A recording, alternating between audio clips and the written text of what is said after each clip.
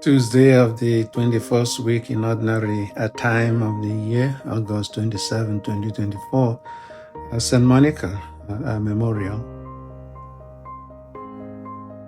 In today's first reading, St. Paul, in his letter to Thessalonians, calls us to fidelity, to the true values of our faith beliefs amid the cultural changes of our time, to keep the faith of the apostles as handed on to us.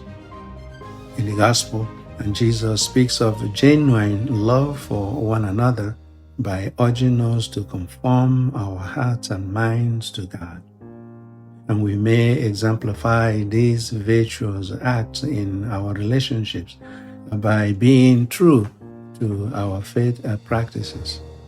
Monica lived these virtues and glorified God throughout her life. Consistent in her practice, she drew her son to God.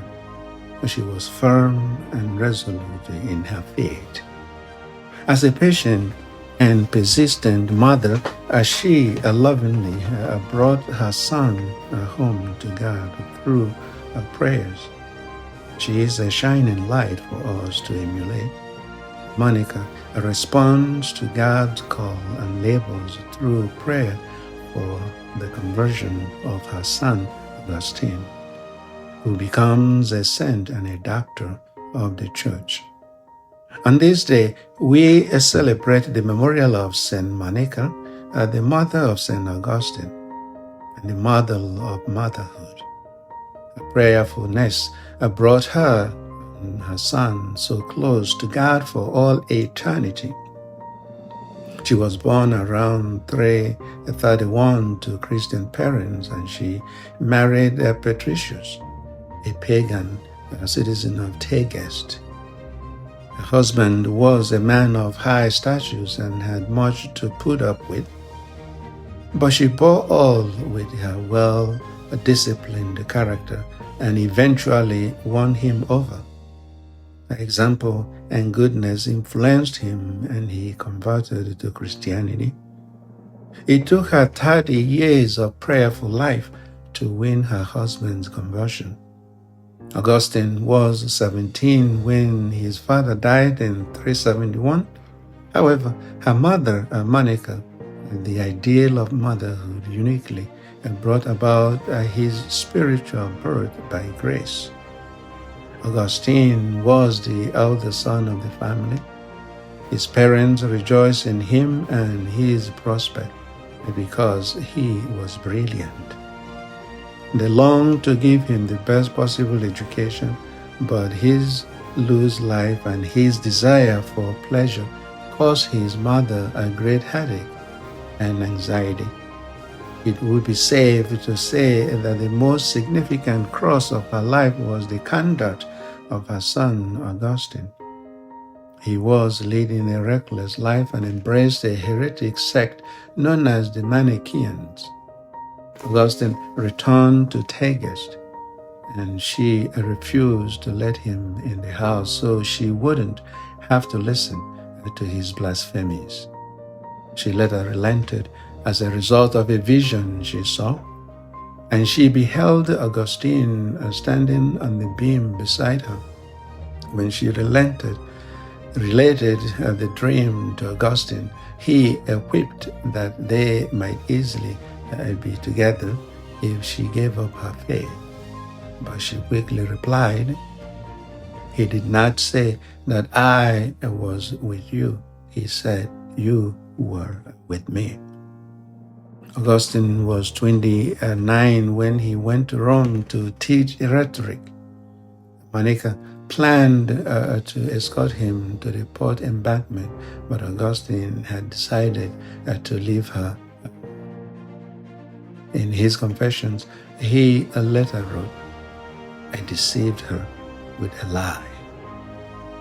While she was weeping and praying for me at the Church of St. Cyprian, she was disappointed when she discovered she had been deceived and was determined to find him. She followed him to Rome, only to realize he had left for Milan, where he came under the influence of the great bishop St. Ambrose. She was thrilled when she heard from Augustine that he had left Manichaeans. With the help of St. Ambrose, whom she found a true father in God, she has won her eldest son's conversion. In August 386, Augustine announced his complete acceptance of the Catholic faith. On Easter 387, St. Ambrose, Bishop of Milan, baptized St. Augustine and his friends. He later returned to Africa. They made their way to Ostia, but Monica's life was already ending and she knew it. She later told Augustine in a conversion right before the illness that will end her life, "Son, nothing in this world now affords me delight. I do not know what is left for me to do, or why I am still here. All my hopes in this world are now fulfilled. All I wish to live for was that I might see you as a Catholic and a child of heaven.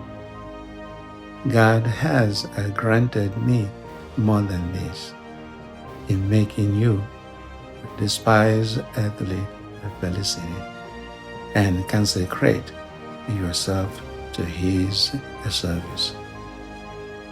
She was 55 years old when she passed on, a patroness of mothers.